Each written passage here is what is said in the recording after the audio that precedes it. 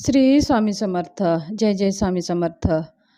चला तर मग आज आपला विषय आहे, प्रत्येक माणसाने, स्त्री असो किंवा पुरुष असो, प्रत्येकाने नेहमी ह्या गोष्टी आपल्याजवळ ठेवलेच पाहिजे. आपल्याला नजर दोष लागणार नाही, करणी बाधा लागणार नाही आणि वाईट शक्तीपासून आपलं संरक्षण होतं. जशी सकारात्मक ऊर्जा असते तशीच त्याच प्रमाणामध्ये नकारात्मक सुद्धा ऊर्जा असते. जर आपल्याबद्दल कोणाला चांगलं वाटत नसेल, आपली प्रगती होत असेल, तर कुणीही आपले आजूबाजूचे लोक, आपलेच नातेवाईक आपल्याला नजर लावून देतात.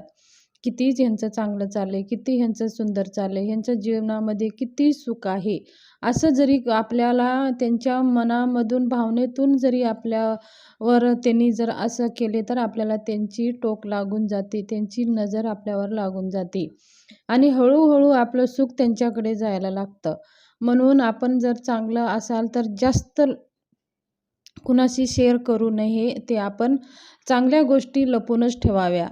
वाईट गोष्टी जेवढ्या पसरतात तेवढे कमी होत जातात आणि चांगल्या गोष्टी जेवढे लपून ठेवतो आपण तेवढं ते टिकून राहतं. आणि मग बघा, आजूबाजूच्या लोकांना कितीही लपवलं तर ते दिसूनच येतं. मग ते आपल्याला नजर दोष लागून देतात. मग आपल्याला त्यांचं वाईट व्हावं म्हणून काही करणीबाधा, काही टोटके करायला पाहतात. म्हणून आपलं नेहमी वाईट होण्यास सुरुवात होते. मग अशा वेळेस आपल्याला काय करायचं आहे, ह्या वस्तू आपल्याजवळ ठेवले तर आपल्याला त्यांची नजर लागणार नाही. मग ती वस्तू कोणती आहे? ती पहिली वस्तू म्हणजे बिबा. बघा, गावाकडे आपल्याला बिबा सहज भेटून जातात. प्रत्येक शेतामध्ये बिबांचे झाडं असतात. पण शहरामध्ये बिबे भेटणं जरा कठीण आहे. तर आपल्याला बिबे हवे असेल तर आपण एखाद्या पूजेच्या दुकानामध्ये किंवा आपण जिथं फुलं वगैरे साहित्य आपण घेतो तिथं सुद्धा आपल्याला बिबे भेटून जातात आणि ते बिबे आपल्याला घेऊन यायचं आहे. आणि प्रत्येक व्यक्तीने आपल्याजवळ एक बिबा जरूर ठेवायचा आहे.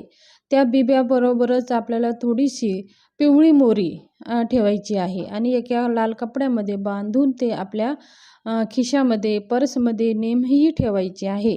असे केल्याने वाईट शक्ती, नजर दोष, करणी बाधा आणि प्रत्येक वाईट शक्तीपासून आपलं संरक्षण होईल. आणि हे प्रत्येक घरचे जेवढे माणसं आहेत त्यांच्याकडे एक एक बिबा आवर्जून ठेवावा. तसेच त्याच प्रकारे आपल्याला खूप काही नकारात्मकता चं आपल्याला समजतं की आपल्याला जे काही कार्य करतो ते आपल्या मनासारखं होत नाही. मग हे सुद्धा आपल्याला जाणवतं की आपण नकारात्मकता शक्तीनं आपल्याला नजरदोष लागलेला आहे. तर आपल्याला पांढऱ्या रुईचे 2 फुलं आपल्याजवळ ठेवायचे आहेत. पांढरी रुई आणि निळी रुई असे 2 रुईचे फुलं असतात. पण आपल्याला पांढरे रुईचेच फुलं आपल्या जवळ ठेवायचे आहेत आणि ते फुलं जवळ ठेवायचं आहे. दररोज ठेवायचं आहे. दुसऱ्या दिवशी ते काढून टाकायचं आहे आणि दुसऱ्या दिवशी आपल्याला ताजे फुलं ठेवायचे आहेत. समजा आता आपल्याला जर भेटत नसेल तर एक फुल आणून आपल्याला ते सुकेपर्यंत एका कपड्यामध्ये बांधून ठेवायचं आहे. ज्यावेळेस आपल्याला पांढऱ्या रुईचे भेटेल ते फेकून द्यायचं आहे आणि दुसऱ्या पांढऱ्या रुईचे फुलं आपण आपल्याजवळ ठेवायचं आहे.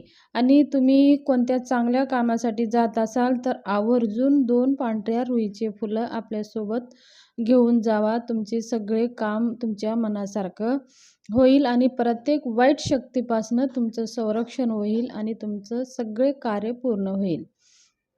तसेच बार नजर दोष नजर लागत असेल तर आपल्याला एक काळा धागा घेऊन जायचा आहे. मारुतीच्या जवळपास मंदिरात जायचं आहे आणि त्यांच्या मंदिरात चरणापाशी तो धागा ठेवायचा आहे आणि आपल्याला प्रत्येक वाईट शक्तीपासून संरक्षण व्हावं म्हणून भगवान हनुमंताला नमस्कार करून एक वेळेस आपल्याला हनुमान चाळीसा म्हणून भगवंताला विनंती करून पाया पडून ते धागा घेऊन यायचा आहे.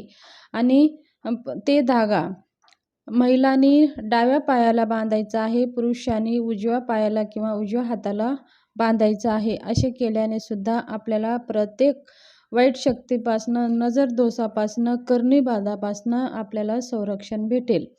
आणि हे उपाय आपल्याला शनिवारी किंवा मंगळवारी करायचा आहे. नाहीतर मग अमावस्येला पण तुम्ही करू शकता.